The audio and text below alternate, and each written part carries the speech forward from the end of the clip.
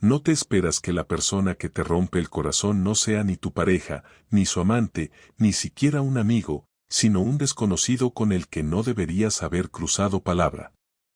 Pero ahí estaba yo, el jueves pasado, a las 10:30 de la noche, viendo la tele con un ojo mientras el otro lo tenía puesto en los deberes de mi hija, cuando sonó el fijo de casa. ¿Quién coño llama al fijo en 2025? Pensé que sería la típica llamada de spam o una equivocación. Respondí sin darle importancia, con el típico diga, esperando que colgaran al instante. Pero no. Al otro lado había un tío. Un tal Rubén. Su voz era calmada, casi demasiado relajada. Me soltó de golpe. ¿Lucía? ¿Estás sola? En ese momento no entendí nada. Lucía es mi mujer. Estaba en la cocina, justo a unos metros, fregando los platos con los auriculares puestos. Me quedé en silencio 2 segundos, pillado por el tono del tipo, que sonaba íntimo. Demasiado íntimo. Perdona, le dije. Soy su marido. Creo que te has equivocado de número. Y entonces, silencio. Un silencio denso. Pude oír cómo tragaba saliva. Y ahí supe que no era un error. Que no se había confundido. Lo supe como se saben las cosas que no quieres saber, de golpe, sin pruebas aún, pero con la certeza clavada en el estómago. Hostia, fue lo único que dijo. Y colgó. Me quedé ahí, con el teléfono en la mano, sin moverme. No era el contenido de la llamada lo que me jodía, que también era el tono. Esa manera de preguntar si estaba sola, con esa complicidad que solo se da cuando ya hay algo. No había nombres de por medio, no hubo frases delatoras, pero fue como si me hubieran escupido la verdad en la cara. Lucía terminó de fregar, se secó las manos, y me preguntó si todo bien. Le dije que era una llamada equivocada. No sé ni cómo pude hablar con voz normal. Esa noche no dormí. Me hice el dormido cuando ella se metió en la cama, pero tenía los ojos clavados en el techo, el corazón acelerado y un nudo en el pecho. Porque sabía lo que significaba esa llamada. Solo me faltaba descubrir con quién, desde cuándo y por qué. Y no iba a revisar su móvil. No iba a ponerme a espiar como un adolescente paranoico. Decidí otra cosa. Algo que me ha cambiado por completo, decidí seguir el rastro. No desde el móvil, sino desde ella. Desde sus gestos, su rutina, sus errores. Iba a mirarla de verdad. Iba a escuchar. Iba a entender sin que ella supiera que yo ya estaba sospechando. Y lo que descubrí, no te lo imaginas. Lo que hice al día siguiente fue algo que nunca había hecho en 15 años de matrimonio, mentí con toda la intención. Y no fue una gran mentira, ni una historia compleja. Solo le dije a Lucía que ese sábado tenía una reunión de trabajo fuera de Valencia, en Castellón, una comida con empresarios para un proyecto fiscal, lo típico que le sonaba aburrido y que jamás pondría en duda. Ella me respondió sin levantar la vista del portátil, desde la mesa de la cocina, con ese tono indiferente que venía usando últimamente: vale, avísame si llegas tarde. Me limité a sentir y salí de casa con la excusa perfecta para desaparecer sin que me notara, porque mi plan no era ir a Castellón, ni reunirme con nadie, sino estar exactamente donde ella estuviera sin que me viera. Llevaba semanas sin poder pensar en otra cosa, desde esa llamada, desde ese "está sola", que me perforó la cabeza. Necesitaba saber si era real lo que sospechaba o si simplemente me estaba volviendo loco por una frase sacada de contexto, pero algo en mí sabía que no me estaba equivocando, que todo esto tenía un fondo podrido que ya no podía ignorar. Ese sábado me levanté antes que ella, me duché rápido y desayuné en silencio. No quería que notara ni el más mínimo cambio. Me vestí como si fuera a una reunión, camisa blanca, vaqueros oscuros, zapatos limpios. Antes de salir le di un beso en la mejilla, uno automático, sin emoción, que ella recibió igual, como si fuera parte de una rutina que hacía tiempo que los dos habíamos dejado de sentir. Bajé al coche, pero no fui a ninguna autovía. Aparqué a unas 3 calles y esperé. Lucía solía salir a las 11:30 los sábados. Decía que iba al centro a pasear, que aprovechaba para mirar tiendas o leer en el cauce del río, y siempre volvía justo antes de comer. Esa parte no me la creía desde hacía tiempo, pero tampoco había tenido motivos para desmontarla. Hasta ahora. A las 11:35 vi su silueta salir del portal. Llevaba un vestido que nunca usaba para quedar conmigo. Tacones. Bolso pequeño. Pelo recién alisado. Esa forma de andar que tiene cuando se sabe observada. No era una mujer que iba a leer al parque. Era una mujer que iba a encontrarse con alguien. Y ese alguien no era yo. La seguí en el coche a una distancia prudente. No tenía un plan claro, solo sabía que necesitaba ver, que no bastaba con imaginar, que necesitaba algo que me devolviera el control. Lucía no fue al centro, ni a ningún parque. Caminó unos 20 minutos hasta una calle que no conocía, en un barrio que no frecuentamos. No sé cómo no se giró nunca, como si estuviera completamente segura de que nadie le seguiría, de que su mentira era indetectable. Paró frente a una cafetería pequeña, esas modernas, con terraza y café de autor. Se sentó en una mesa de fuera y miró el móvil. 10 minutos después llegó él. Lo reconocí sin haberlo visto nunca. Era alto, unos 40 y pocos, bien vestido pero sin pretensiones, barba cuidada, gafas de pasta. Llevaba la seguridad de alguien que ya ha estado ahí antes. Se saludaron con 2 besos, pero no fue un saludo normal. Se miraron como se mira quien se echa de menos. Ella se rió con esa risa que a mí me dedicaba antes, esa que no le había oído en casa desde hacía meses. Él le puso la mano sobre la suya y ella no la retiró. Se quedaron así, hablando, tocándose con naturalidad. Yo estaba dentro del coche, a media calle, con las ventanillas arriba y el corazón congelado. No necesitaba más pruebas. Era eso. Había otro. Tenía otro. Había estado viniendo aquí, quién sabe cuántos sábados, a verse con él, a mentirme a la cara mientras fingía una vida que ya no compartía conmigo. No supe cuánto tiempo estuve ahí, pero cuando los vi levantarse juntos, y a ella cogerle del brazo, me di cuenta de que la herida ya estaba hecha, que ya no había vuelta atrás, que lo que estaba viendo era el principio del fin. No me moví. No lo seguí más allá. Solo me quedé viendo cómo se perdían calle abajo, como 2 adolescentes que no tienen nada que esconder. Esa tarde no volví a casa. Fui a casa de mi primo, el único que sabía algo, aunque no todo. Me dejó quedarme a dormir y no preguntó mucho, solo me sirvió una cerveza y me dijo, cuando estés listo, me lo cuentas. Dormí poco, soñé peor. La mañana siguiente volví a casa temprano, como si viniera de Castellón.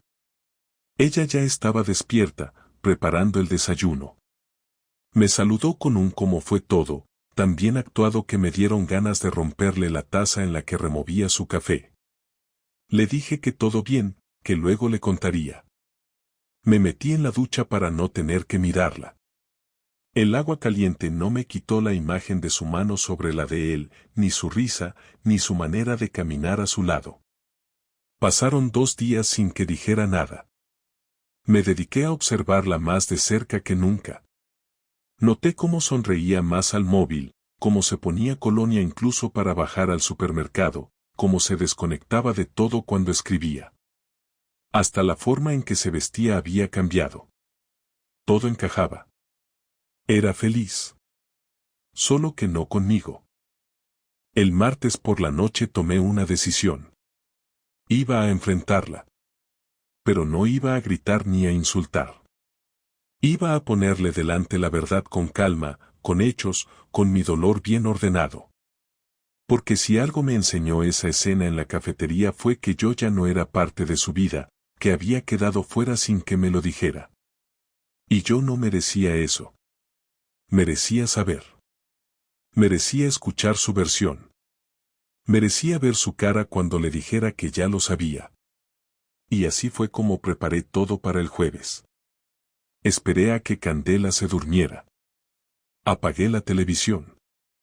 Me senté en la mesa del comedor.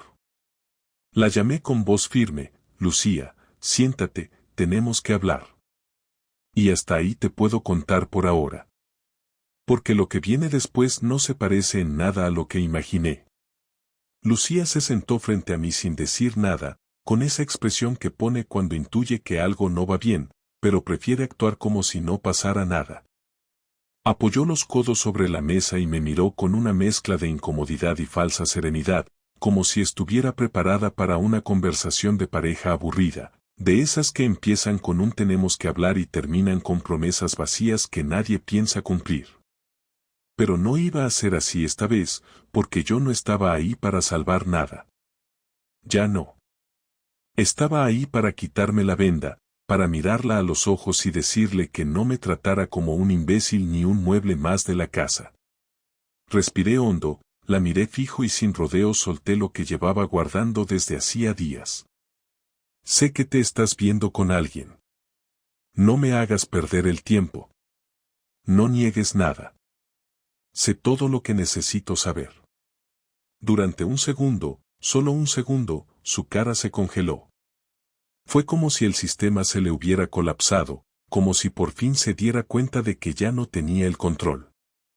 Pero se recompuso rápido, demasiado rápido, y puso cara de incredulidad, esa mirada de no sé de qué estás hablando que tan bien le sale cuando quiere manipular. Perdona, soltó, cruzándose de brazos como si el que estuviera haciendo algo mal fuera yo. Le repetí lo mismo, sin levantar la voz, sin temblar: te vi el sábado. Te seguí. Vi cómo te encontrabas con él. Vi cómo te cogías de su brazo. No hace falta que digas nada más. Y entonces, lo único que hizo fue suspirar, apoyar las manos en la mesa y mirar hacia un punto fijo del suelo.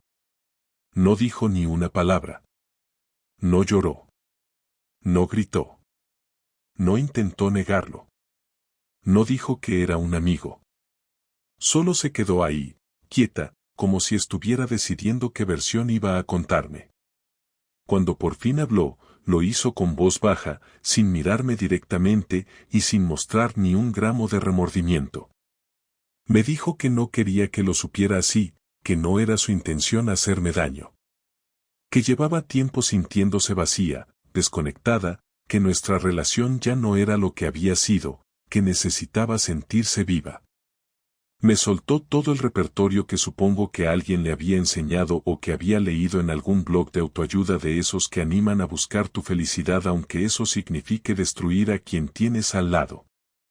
Me quedé escuchando sin interrumpirla, porque quería ver hasta dónde era capaz de llegar sin que se le moviera un músculo de la cara. Me explicó que no había sido planeado, que simplemente ocurrió, que conoció a este tipo por casualidad, que empezaron hablando y luego las cosas se fueron dando.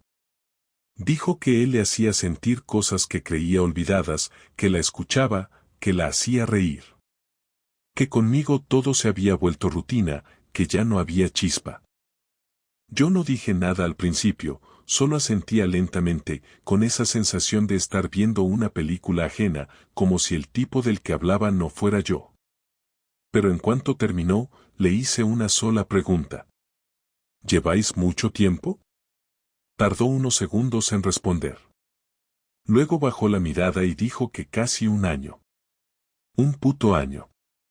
12 meses en los que vivíamos juntos, cenábamos en familia, íbamos al cumpleaños de nuestra hija, hacíamos vida normal mientras ella se acostaba con otro. Cuando me soltó eso, ya no pude seguir callado. Le pregunté cómo había podido mirarme a la cara durante todo ese tiempo, cómo había sido capaz de acostarse a mi lado cada noche después de haber estado con él, ¿Cómo podía haber seguido haciendo como si todo fuera normal mientras me mentía sin pestañear? Ella no respondió. Me dijo que no sabía, que se había dejado llevar, que al principio pensó que no era nada serio, pero que luego las cosas se complicaron. Me explicó que lo intentó cortar varias veces, que se sentía culpable, pero que cada vez que lo intentaba, volvía a caer. Que él era diferente. Que la trataba con delicadeza. Que no le exigía nada. Le pregunté si estaba enamorada de él y no me respondió al momento. Luego dijo que no sabía. Que estaba confundida. Que lo nuestro también era importante. Que no quería perder lo que habíamos construido. Me reí. Por primera vez en días, me reí. Le pregunté si se daba cuenta de lo que estaba diciendo. Que no se puede tener a dos personas a la vez y pretender que ninguna se dé cuenta. Que no se puede tener una familia y una aventura en paralelo sin que todo explote. Que si estaba confundida, era su problema, pero que conmigo no iba a jugar más. Entonces me dijo que no quería separarse, que no quería que nuestra hija viviera eso, que no quería una familia rota. Me preguntó si no podíamos buscar ayuda, hablar con alguien, intentar salvar lo que quedaba. Y ahí fue cuando le dije la verdad. Le dije que no tenía ninguna intención de arreglar nada. Que no iba a ir a terapia, ni a buscar consejos, ni a hacer de mártir. Que yo ya no era el mismo desde el sábado, que algo en mí se había roto, algo que no se podía arreglar ni con palabras ni con promesas. Le dije que me había costado mucho llegar a ese punto, pero que ahora que estaba ahí, ya no había vuelta atrás. Que no podía perdonarla. Que no quería hacerlo. Que había elegido traicionar y que ahora tenía que asumir las consecuencias. Lucía se quedó callada. Me miró con los ojos húmedos, pero sin lágrimas. Yo sé cuando llora de verdad y cuando finge. Esa noche no lloró. Esa noche simplemente se dio cuenta de que lo había perdido todo y que no tenía cómo evitarlo. Me levanté de la mesa, le dije que esa semana me iría de casa, que hablaríamos con abogados, que Candela se enteraría lo justo y necesario. Ella solo asintió. Ni siquiera me pidió que me quedara. Ni siquiera se acercó. Como si ya supiera que todo había terminado, que lo que venía ahora era solo papeleo, logística y silencios incómodos. Me fui al dormitorio y cerré la puerta. No dormí. Pasé la noche mirando el techo, sin poder parar de pensar en todos los momentos que ahora estaban manchados. Cada recuerdo, cada abrazo, cada noche en el sofá, cada cena en familia. Todo eso ahora tenía un sabor amargo, sucio. Y lo peor de todo era saber que, durante un año entero, había estado viviendo con alguien que me miraba a los ojos sabiendo que me estaba traicionando, y que lo hacía con una naturalidad que me revolvía el estómago. Al día siguiente me levanté temprano, preparé un par de maletas, guardé lo justo y necesario y me fui a casa de un amigo. No dejé una nota, no dije nada más. Solo le mandé un mensaje más tarde diciendo que hablaríamos con calma por Candela. Que no se preocupara. Que no iba a armar escándalos. Pero que tampoco iba a olvidarlo. No soy de los que gritan, no soy de los que rompen platos ni de los que se emborrachan por despecho, pero eso no significa que no tenga rabia. La tenía, y mucha. No por el hecho de que Lucía se hubiera acostado con otro, sino por la manera en la que lo había hecho, por el tiempo que lo había sostenido, por lo cómoda que se había sentido mintiéndome cada día y por la tranquilidad con la que pensó que nunca me enteraría. Y eso era lo que más me hervía por dentro. No la traición física, sino la confianza con la que ella creía que yo no valía lo suficiente como para que le importara perderme. Yo podía aceptar que las relaciones se mueren, que uno puede dejar de amar, incluso que alguien se equivoque, pero lo que no iba a aceptar era que me tomaran por un idiota. Así que si ella había jugado sucio, yo también iba a dejar de jugar limpio. La mañana siguiente a mi marcha, pedí el día libre en el trabajo, no porque necesitara llorar ni encerrarme, sino porque tenía que planear. Tenía que trazar cada paso con precisión. Fui al trastero donde tenía mis carpetas antiguas, guardadas en cajas de plástico, y saqué todos los papeles del piso, las cuentas conjuntas, las facturas, los seguros. Pasé la tarde revisando cada documento. Quería saber exactamente dónde estaba parado, qué era mío, qué era suyo y qué estaba a nombre de los dos. Después fui a ver a Tony, mi amigo de toda la vida, que además era abogado. Le pedí que me consiguiera el contacto de un notario de confianza y de un detective privado. No porque quisiera arrastrarme por tribunales buscando culpables, sino porque quería blindarme antes de mover un dedo. Tony no me preguntó por qué. Me miró y me dijo, dame un día. Lo tendrás todo. A la mañana siguiente me reuní con el detective. Le dije que no necesitaba fotos de moteles ni vídeos porno, que solo quería hechos concretos, fechas, lugares, tiempos, para tenerlo todo documentado en caso de que ella intentara darme la vuelta a la tortilla más adelante.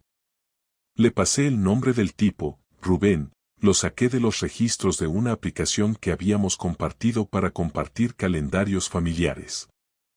El muy imbécil estaba anotado en más de una cita con un simple R. No era brillante, pero sí descarada. El detective tomó nota de todo, me dio un presupuesto y me dijo que en menos de una semana me tendría un informe con datos sólidos. Lo acepté sin pensarlo.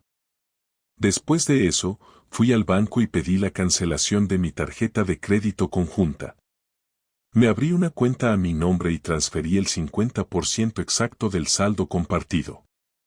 No quería hacerle ninguna jugarreta económica. Solo quería lo que era mío.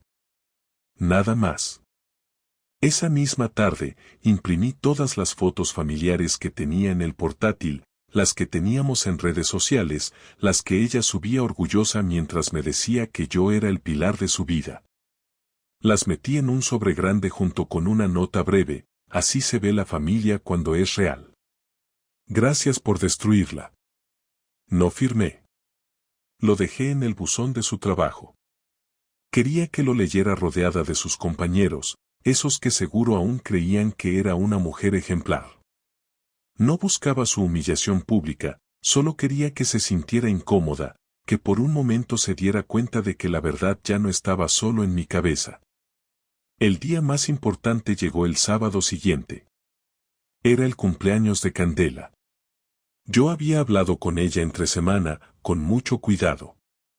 Le dije que mamá y yo estábamos pasando por un momento difícil, que íbamos a tomar algo de distancia, pero que eso no tenía nada que ver con ella, que los dos la queríamos por igual. Ella solo preguntó si íbamos a separarnos. Le dije que todavía no había nada decidido, que íbamos a intentar manejarlo con madurez. Me creyó. Siempre me ha creído. Y eso me partía por dentro, porque sabía que más temprano que tarde, su imagen de su madre se iba a caer al suelo como un jarrón viejo. Ese sábado decidí que ya no iba a dejarlo en silencio. Fui a casa, con la excusa de dejarle a Lucía unos documentos que me había pedido por mensaje. La verdad era que quería verla, cara a cara, con toda la información que ya tenía. Cuando abrió la puerta, su expresión fue de sorpresa, pero no de arrepentimiento. Me dejó pasar sin decir mucho. Le pedí que se sentara en el salón y le entregué un sobre. Era el informe del detective, con fechas, ubicaciones, entradas a hoteles, restaurantes, todo con detalle. Lo leyó en silencio. No me preguntó de dónde lo había sacado. Solo cerró los ojos unos segundos y luego dijo, vale, ya está todo claro entonces. No, Lucía, no está claro. Porque esto no se trata solo de ti follándote a otro.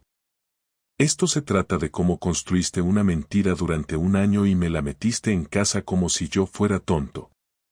Se trata de cómo me robaste el tiempo, de cómo hiciste que nuestra hija celebrara Navidades y cumpleaños creyendo que todo estaba bien, cuando tú ya estabas en otra vida, le dije, sin levantar la voz, pero con cada palabra bien pesada. Ella me preguntó si pensaba vengarme, si iba a contarle todo a Candela. Le dije que no era por ella, sino por nuestra hija, porque lo único que me importaba en todo esto era que Candela no acabara odiando a sus padres. Que lo único que iba a hacer era contarle la verdad cuando fuera el momento. Y que si Lucía pensaba intentar manipularla o pintarse como víctima, entonces ahí sí iba a entrar yo con todo. Se quedó callada. Le dije que no iba a negociar nada con ella de palabra, que cualquier cosa que quisiéramos discutir iba a ser por medio de abogados. Que no íbamos a dormir bajo el mismo techo nunca más. Que podía quedarse con el piso de momento, pero que cuando el juicio saliera, habría que dividirlo como corresponde. Ella asintió. Me pidió que me fuera. Me fui. Volví a casa de Tony con una sensación extraña, como si acabara de cruzar una línea que no se puede desandar. No sentí alivio. Tampoco sentí tristeza. Era algo diferente. Como una calma que no nace de la paz, sino del control. Había recuperado el control. Ya no estaba en la oscuridad, ya no dependía de su versión, ya no esperaba que me dijera nada. Todo estaba claro. Y ahora podía seguir. Pasaron 4 días sin que nos comunicáramos.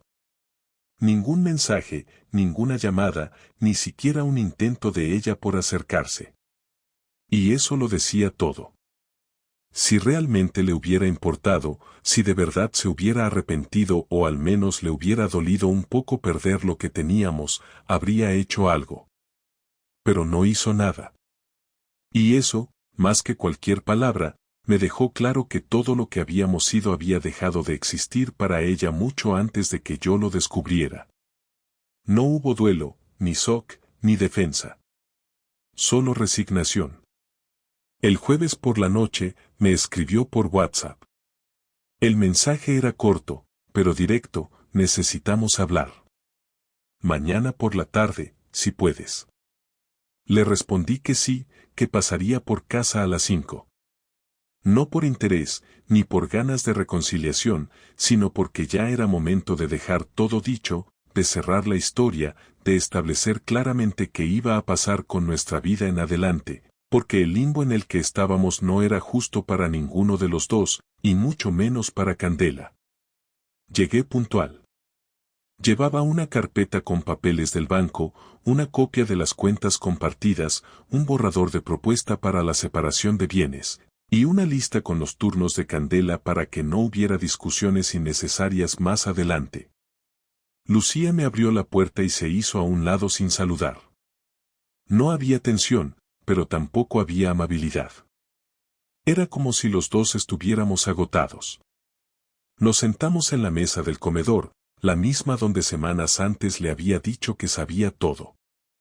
Ella tenía un vaso de agua delante, y yo dejé la carpeta sobre la mesa sin decir palabra. Hubo un silencio largo, de esos que ya no incomodan porque ya no queda nada más que decir salvo lo importante. Fui yo quien empezó. Traje esto para que lo mires. No es un acuerdo legal todavía, solo una propuesta. La mitad de lo que hay en la cuenta ya lo transferí. El coche me lo quedo yo, tú te quedas el piso, pero compensamos con lo que hay en el fondo común. Lo de Candela podemos organizarnos por semanas. Una semana conmigo, otra contigo. Si hay imprevistos, hablamos. Lo justo. Ella tomó la carpeta, la abrió, leyó sin prisa. No me interrumpió. Asentía de vez en cuando. No discutió nada. Me preguntó si el abogado lo había revisado ya. Le dije que sí. Me dijo que estaba de acuerdo en todo, menos en el reparto del fondo común. Que creía que lo más justo era dividirlo en partes iguales, sin compensaciones. Le respondí que estaba bien, que no iba a pelear por eso. Me dijo que prefería que yo me quedara con todo lo que había aportado en los últimos meses, porque sabía que ella había aportado menos, y no quería que se usara eso más adelante como argumento. Le dije que aceptaba. No buscaba ganarle nada. Solo cerrar el capítulo. Cuando terminamos de hablar de lo legal, vino la parte más difícil. El momento en que todo eso que estaba por escrito tenía que aterrizarse en palabras humanas. Porque una cosa es dividir cuentas, y otra es aceptar que tu pareja, la madre de tu hija, la persona con la que compartiste tu vida entera como adulto, ya no está más. Ella fue la que rompió el silencio, y esta vez no lo hizo con frialdad. Su voz temblaba, aunque intentaba mantener la compostura. Marcos, sé que todo esto lo he provocado yo. Sé que no tengo derecho a pedirte nada, pero necesito que me escuches. Solo una vez. Después de eso, si quieres, no hablamos más. No dije nada. Solo hice un gesto con la cabeza, como dando permiso. Me miró fijamente por primera vez desde que todo esto había empezado, y su cara era diferente. No había arrogancia, ni defensa, ni manipulación. Solo un cansancio profundo, como si ya no le quedaran más fuerzas para sostener ninguna versión. No voy a justificar nada. Lo que hice no tiene excusa. Pero tampoco fue algo que busqué. Empezó como una forma de distraerme, de sentir que todavía valía algo, de recuperar una parte de mí que creía muerta. Y no lo digo para hacerme la víctima. Lo digo porque sé que tú también notaste que entre nosotros ya no había nada. No digo que sea culpa tuya. No es eso. Pero estábamos viviendo juntos como dos compañeros de piso, sin tocarse, sin hablar más que lo necesario, sin mirarse. Y yo empecé a pensar que esto era lo que nos quedaba. Que ya no habría más. La escuché sin interrumpirla. No porque estuviera de acuerdo, sino porque quería entender hasta qué punto había sido capaz de construirse esa narrativa para justificar su traición. Con él sentí otra cosa. No era amor, ni una pasión desenfrenada. Era atención. Era deseo. Era sentirme viva de nuevo. Y al principio pensé que podía manejarlo, que podía dejarlo cuando quisiera. Pero cuando me di cuenta, ya estaba metida hasta el cuello. Y lo peor de todo es que ni siquiera fui feliz con él. No fue algo bonito. Fue sucio. Fue cobarde. Y me siento asquerosa por haber arrastrado eso tanto tiempo sin decirte nada. Me sorprendió escucharla hablar así, no porque creyera que se estaba flagelando de forma exagerada, sino porque por primera vez desde que todo había salido a la luz, decía las cosas sin buscar excusas, sin disfrazarlas. Se quedó en silencio. Yo tardé en responder. Cuando por fin hablé, no fue para atacarla ni para soltarle ningún discurso moral. Lucía, todo eso que dices, lo entiendo. En parte. Es cierto que estábamos apagados. Que habíamos dejado de tocarnos, de hablarnos. Pero lo que nunca hice fue dejar de respetarte. Lo que tú hiciste no fue solo buscar sentirte viva. Fue mentirme durante un año entero. Fue robarme tiempo, confianza, y meter a otro en nuestra vida sin que me diera cuenta. Eso no se arregla con palabras. Y no es porque no quiera perdonarte. Es porque no puedo. Ella asintió. No lloró. No pidió otra oportunidad. No dijo podríamos intentar. Simplemente bajó la mirada, como aceptando la sentencia. Me levanté, recogí la carpeta, y le dije que la semana siguiente empezaríamos con el papeleo formal. Que le avisaría cuando podríamos firmar. Me acompañó hasta la puerta. Antes de abrirla, me detuve. Me giré hacia ella. No por nostalgia, no por arrepentimiento.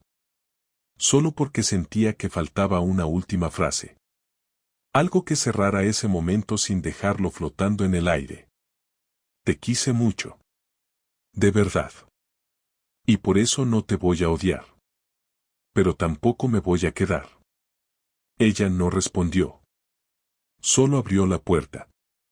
Salí sin mirar atrás. Después de aquella conversación, todo se volvió mecánico. Hablar con el abogado, preparar la documentación, repartir objetos de valor sentimental que ya no tenían ningún significado real, coordinar horarios para que Candela no presenciara ni un solo momento incómodo. Lucía y yo habíamos pasado de compartir una vida a compartir solamente una obligación, y aunque sonaba frío, la verdad es que lo prefería así. En los días siguientes no hubo mensajes personales, solo cosas puntuales sobre Candela, sobre algún pago pendiente, sobre el trámite del notario. Todo seco, claro, directo. Y yo, por primera vez en mucho tiempo, sentía que tenía el control total sobre mis decisiones, que no estaba viviendo en función de alguien que me mentía, que no estaba haciendo el papel de esposo obediente mientras la otra parte jugaba a tener dos vidas.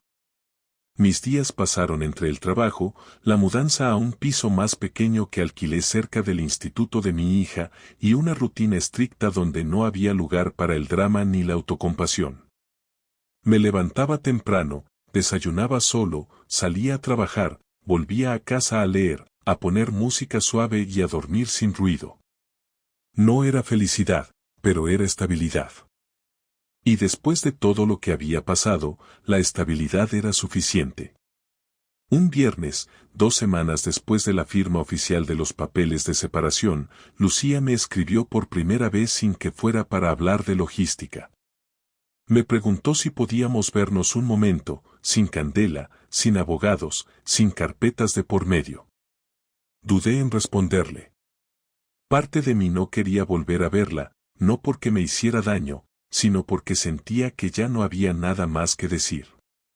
Pero otra parte pensaba que quizás necesitaba cerrar el asunto con la misma frialdad con la que ella lo había vivido, sin dejar puertas entreabiertas ni silencios mal entendidos.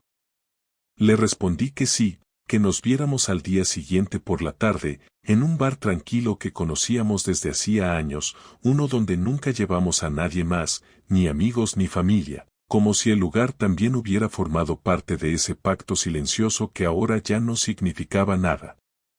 Llegué primero, pedí un café, me senté en la mesa del fondo y esperé.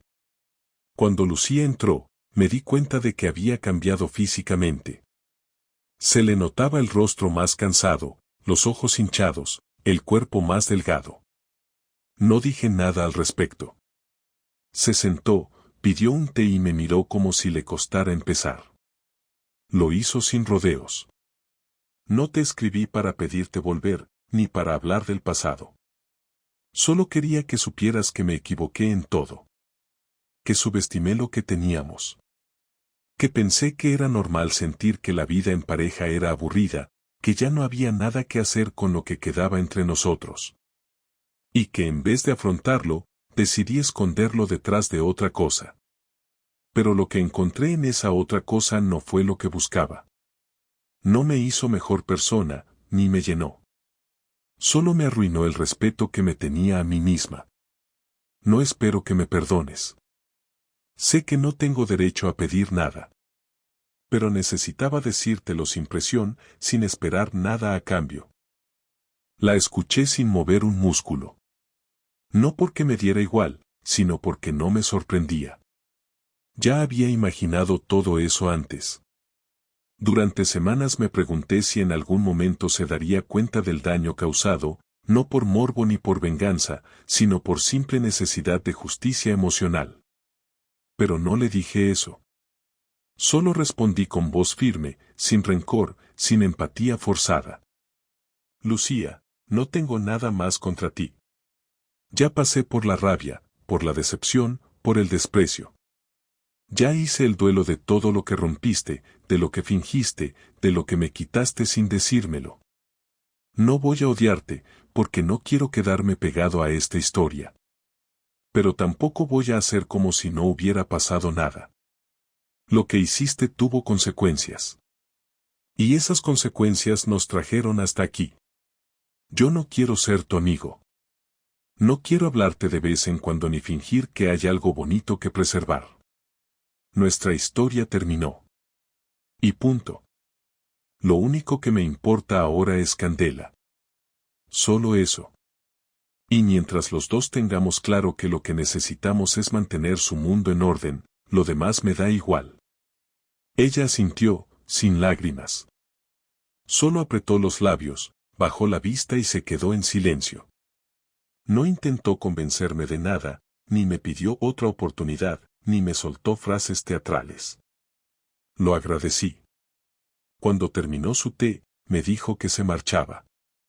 Se levantó, dejó el dinero sobre la mesa y me miró por última vez. Gracias por no destruirme.